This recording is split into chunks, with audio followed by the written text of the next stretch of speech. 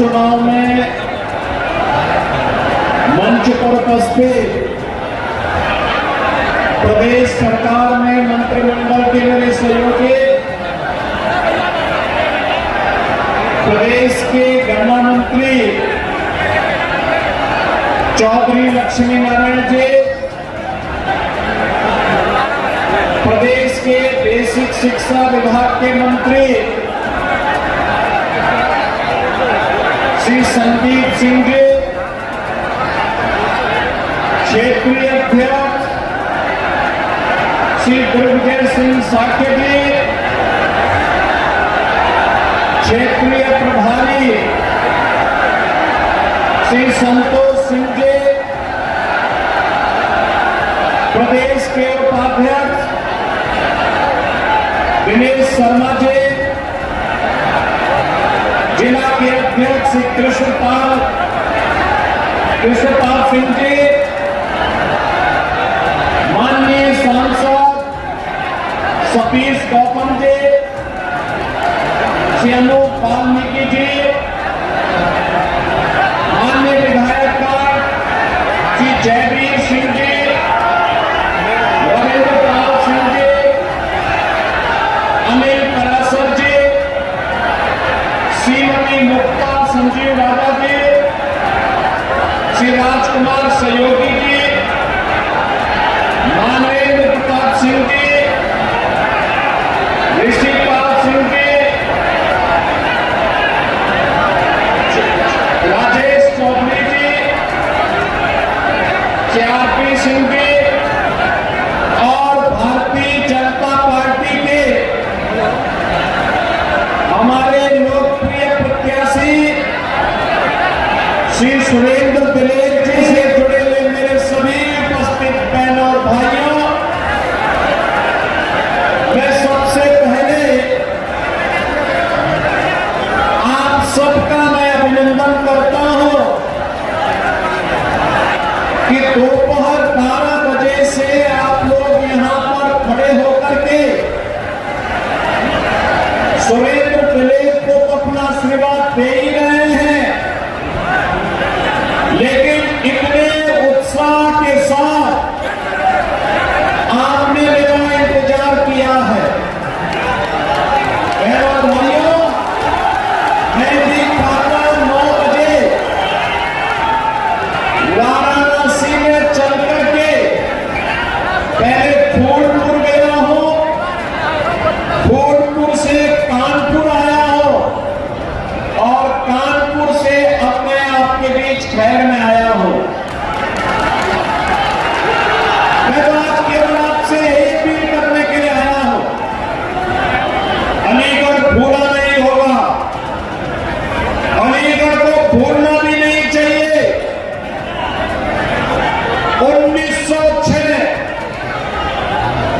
1906 यही अलीगढ़ है जब यहां पर भारत के विभाजन की नींव रखने वाली मुस्लिम लीग की स्थापना इसी अलीगढ़ में हुई थी।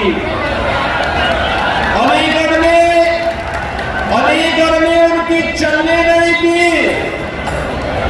लेकिन देश को सांप्रदायिक आधार पर बांटने के उनके मंसूबे सफल हो गए। याद रखना, मुस्लिम लीग की स्थापना कराची में नहीं हुई, इस्लामाबाद में नहीं हुई, ढाका में नहीं हुई, उसकी स्थापना इसी अलीगढ़ में हुई थी। वे खतरनाक मंसूबे अभी भी समाप्त नहीं हुए और इसीलिए मैं आया हूं। उस समय जो काम समाज को बांटने का, उस समय जो विभाजन की खाई समाज को बांटने का मुस्लिम लीग कर रही थी, वही कार्य तो आज समाजवादी पार्टी आपके बीच में कर रही है।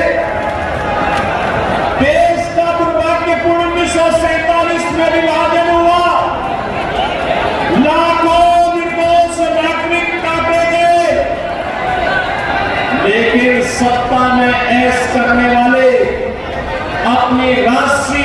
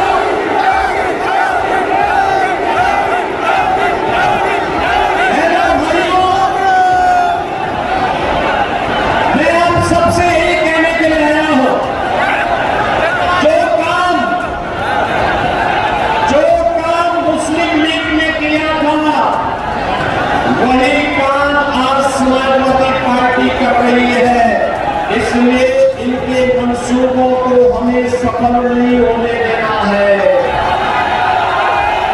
हमें सफल नहीं होने देना है।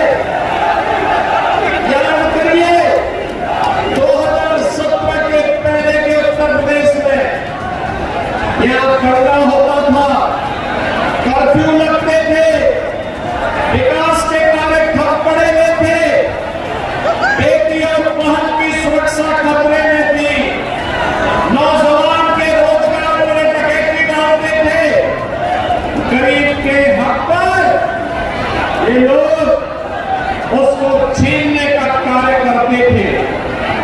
2014 में श्री नरेंद्र मोदी जी का यशस्वी नेतृत्व देश को प्राप्त होता है। मोदी जी के नेतृत्व में आज जो नया भारत हम देख रहे हैं, यह भारत बिना भेदभाव के शासन की योजना का लाभ हर गांव को, हर गरीब को, हर किसान को उपलब्ध कराने का कार्य करता है, बिना भेदभाव के उपलब्ध करवाता है। आज देश की सीमाएं सुरक्षित है, देश के अंदर आतंकवाद समाप्त हुआ है, नक्सलवाद अंतिम सांस गिन रहा है। बहनों भाइयों, मिशन रोजगार के अंतर्गत हमारे नौजवानों को सरकारी नौकरी मिल रही है, तो हमारा आज का नौजवान अपना स्टार्टअप स्थापित करके रोजगार का सृजन भी कर रहा है। बहनों भाइयों, ये नया भारत है, highway, railway, rapid rail, airport ये तो बना ही रहा है, साथ साथ हर घर नल की योजना से लेकर के सेंट्रल और स्टेट यूनिवर्सिटी के निर्माण से लेकर के वन डिस्ट्रिक्ट और मेडिकल कॉलेज का निर्माण, एक्सप्रेसवे, फिल्म सिटी और ये क्षेत्र तो आप देखना कुछ ही दिनों के अंदर इस क्षेत्र का दाम, इसकी वैल्यू दिल्ली से ज्यादा होने वाली है। अभी जेवर के इंटरनेशनल एयरपोर्ट को चालू होने दीजिए, फिल्म सिटी को बनने दीजिए, टॉय सिटी बनने दीजिए, सर्वाधिक लाभ तो आप ही को होना है। और इसीलिए मैं कहने के लिए आया, एक और विकास है, गरीब कल्याणकारी योजनाओं में हर गरीब के लिए मकान की सुविधा, हर गरीब के लिए राशन की सुविधा, हर गरीब के लिए 5 लाख रुपए की स्वास्थ्य का कवर, हर गरीब के लिए उज्ज्वला योजना हो या फिर विद्युत के कनेक्शन की व्यवस्था, ये भी सब तो सरकार दे रही है। नौजवान के लिए रोजगार भी दे रही है, तो विकास भी है, गरीब कल्याण भी है और विरासत का सम्मान भी है। बहनों भाइयों, मैं पूछना चाहता हूं, कांग्रेस रही हो या समाजवादी पार्टी की सरकारें, ये विकास भी नहीं कर पा सकती थी, ये गरीबों का भी कल्याण नहीं की, उसमें भी भेदभाव करती थी, युवाओं को नौकरी देने में भी डकैती डालती थी, गरीब के हक पर भी स्वयं डकैती इनके लोग डालते थे, और तो बेटी भी सुरक्षित नहीं थी, व्यापारी भी सुरक्षित नहीं था। बहनों भाइयों, मैं तो आपसे एक ही करने के जा रहा हूं, ये न गरीबों का कल्याण कर सकते हैं, न विकास का कार्य ला सकते हैं, और नहीं विरासत का सम्मान ही कर सकते। अयोध्या के लिए 500 वर्षों में इंतजार क्यों करना पड़ा? आज अयोध्या में भगवान राम का भव्य मंदिर का निर्माण हो गया, तब हो पाया है जब डबल इंजन की भाजपा की सरकार थी, डबल इंजन की भाजपा की सरकार थी, तब अयोध्या में क्या अपमान झेलना पड़ा था, क्योंकि हम कटे थे। मथुरा में क्या अपमान हम बटे थे, काशी में क्यों छेड़ना पड़ा था, क्योंकि हम बटे थे। और बहनों और भाइयों, 1947 में 10 लाख से भी हिंदुओं को क्यों कटना पड़ा था, क्योंकि हम बटे थे। और इसीलिए मैं आपसे कहने गया हूं, अब बटना नहीं है, बटेंगे तो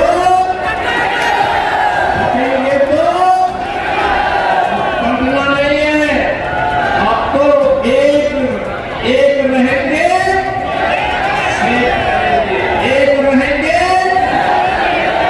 और इसीलिए आपका आह्वान करने के लिए आया हूं, विकास और सुरक्षा हमारी गारंटी, विकास और सुरक्षा हमारी गारंटी, गरीब कल्याणकारी योजनाओं की हमारी गारंटी।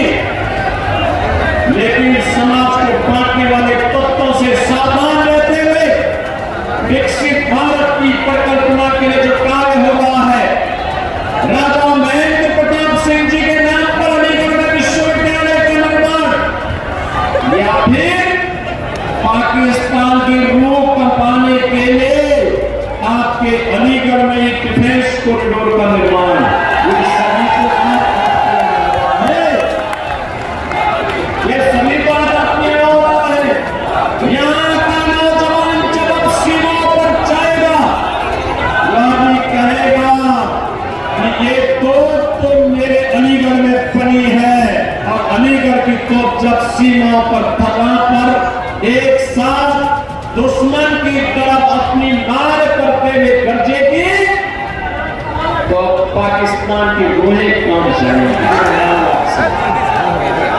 भारतीय जनता पार्टी और आरएलडी ने अपने प्रत्याशी के रूप में इस उपचुनाव में से सुरेंद्र दिलेर को आपके सामने दिया है। बहनों और भाइयों, से सुरेंद्र दिलेर, इनके दादा स्वर्गीय श्री किशन लाल दिलेर यहां से कई बार सांसद, कितनी सज्जनता की प्रतिमूर्ति थी, सज्जनता की प्रतिमूर्ति थी, ईमानदारी के साथ जनता के प्रत्येक के सुख दुख में सहभागी होने का कार्य करते थे, सबके सामने सबको सम्मान देते थे। और इनके स्वर्गीय पिता श्री राजवीर सिंह दिलेर, मेरे साथ तो दोनों लोग सांसद थे। या मेरा सौभाग्य है कि मुझे दोनों के समय में सांसद रहने का अवसर प्राप्त हुआ। वह भी सांसद, विधायक भी थे और सांसद भी थे। और इसलिए बहनों और भाइयों, एक और अपने संस्कारों के साथ भारतीय जनता पार्टी के मूल्यों और मुद्दों के साथ जुड़े हुए सुरेंद्र दिलेर हैं। और दूसरी तरफ पूर्व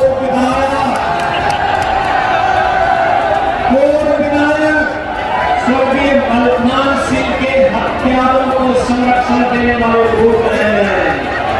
याद रखना, अपराधियों को कभी मत आगे बढ़ने देना, कभी मत आगे बढ़ने देना। ये अपराधी और माफिया समाज के सबसे बड़े दुश्मन हैं। ये जब भी सत्ता की टोर इनके हाथ में होगी, गरीब भी परेशान होगा, बेटी की सुरक्षा खतरे में पड़ेगी, व्यापारी तबाह होगा और विकास बाधित होगा।